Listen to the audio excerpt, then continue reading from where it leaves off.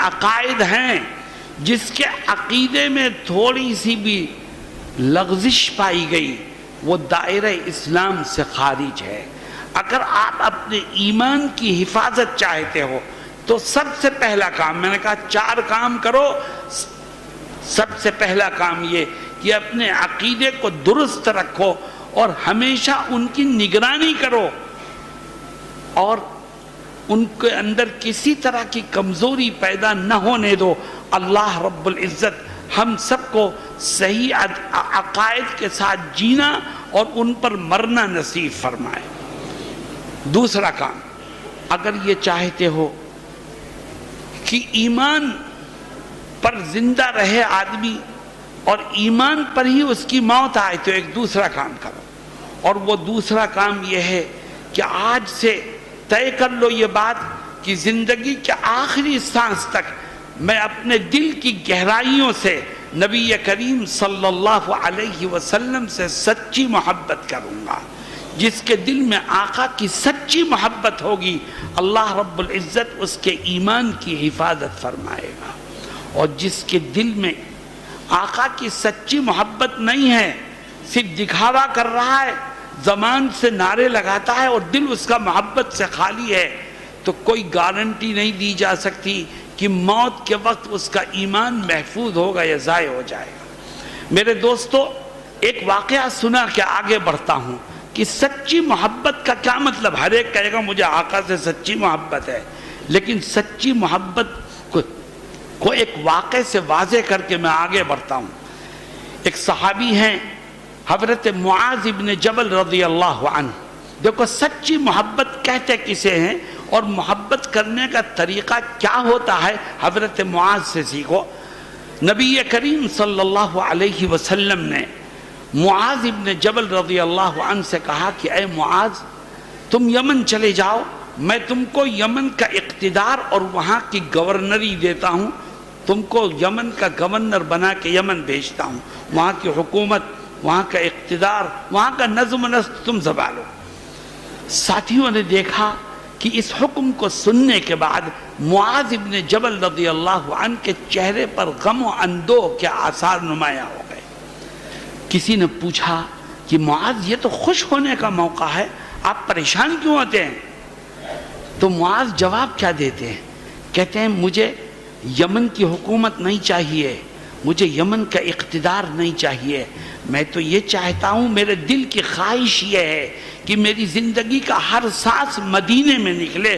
اے لوگوں، اگر میں یمن چلا گیا تو آقا کے دیدار سے اپنی آنکھوں کو ٹھنڈا کیسے کروں گا؟ اگر میں یمن چلا گیا تو آقا کے پیچھے نمازیں کیسے پڑھوں گا؟ اگر میں یمن چلا گیا تو آقا کی باتیں سن کر اپنے دل کو سیراب کیسے کروں گا؟ میرے دل کی خواہش تو یہ ہے کہ میری زندگی کا ہر سانس مدینے میں نکلے۔ دیکھو یہ دل کی خواہش ہے، لیکن پھر کیا ہوا؟ لوگوں نے دیکھا کہ کچھ دیر کے بعد معاذ گھر گئے اور وہاں سے آ کے کہتے ہیں کہ یہ آقا، میں یمن جانے کے لیے تیار ہو کے آ گیا۔ لوگوں کو پھر تشویش ہوئی اور لوگوں نے پوچھا معاذ، تم تو کہتے تھے کہ میرے دل کی خواہش ہے کہ زندگی کا ہر سانس مدینے میں نکلے، اور اب کہتے ہو کہ میں یمن جانے کے لیے تیار ہو کے آ گیا، اس کا کیا مطلب ہے؟ تو معاذ نے جو جواب دیا وہ آب زر سے لکھنے کے قابل ہے۔ اپنے دلوں میں بٹھاؤ اس جواب کو اور دیکھو ہم کہاں کھڑے ہیں۔ معاذ فرماتے ہیں کہ میرے دل کی خواہش تو یہی ہے کہ میں مدینے میں رہوں، لیکن میرے سامنے اللہ کا ایک فرمان ہے، قرآن کی ایک آیت ہے جس میں رب ذوالجلال فرماتا ہے وَمَا كَانَ لِمُؤْمِنٍ وَلَا مُؤْمِنَةٍ اذا قضى الله ورسوله امرا ان يكون لهم الخيرة من امرهم۔ اللہ رب العزت اس آیت میں فرماتا ہے، کیا فرماتا ہے؟ کہ جب کسی مومن مرد اور کسی مومن عورت کے سامنے اللہ کا کوئی حکم یا نبی کا کوئی حکم آ جائے تو اب اس کے دل کی خواہش کی کوئی حیثیت نہیں، اب اس کی چاہتوں کی کوئی حیثیت نہیں۔ اب تو اس کے اوپر فرض ہے کہ اپنی خواہش کو پیروں تلے روندے اور اللہ اور رسول کے حکم کو زندہ کرے، کتنے لوگ یہاں بیٹھے ہیں جن کے چہروں پر داڑھیاں نہیں ہیں. تمہارا دل یہ کہتا ہے کہ ماڈرنٹی اور نئے فیشن کو اپناتے ہوئے داڑھیوں کو صاف کرایا جائے, اور نبی کا حکم یہ ہے کہ اپنے چہرے کو داڑھی سے سجایا جائے. ہم اپنی خواہش کی دہلیز پر نبی کی سنتوں کو ذبح کرتے ہیں. بتاؤ نبی سے محبت کرنے والے ہم کیسے بن سکتے ہیں؟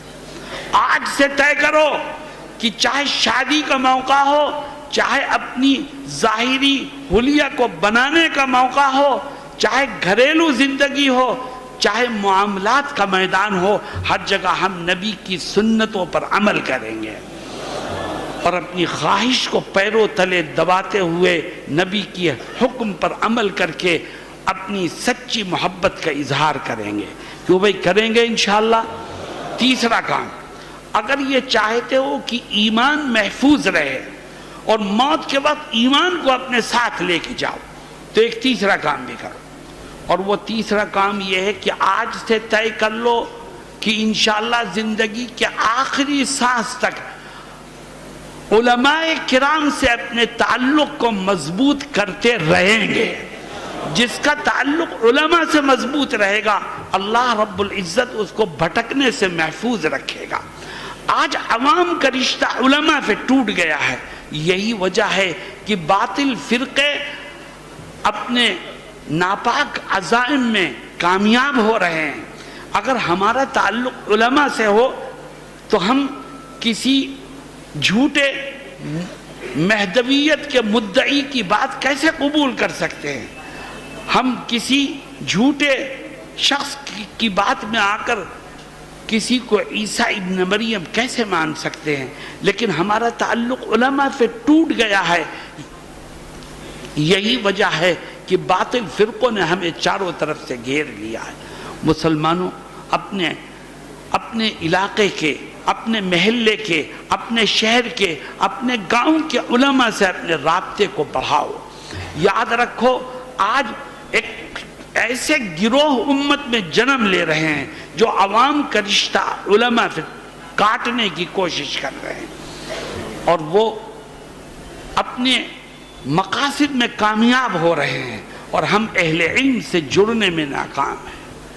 میں آپ سے کہتا ہوں کہ آپ علماء کی برائیوں کو مت تلاش کیجئے, ان کی کمیوں پر نظر مت ڈالیے.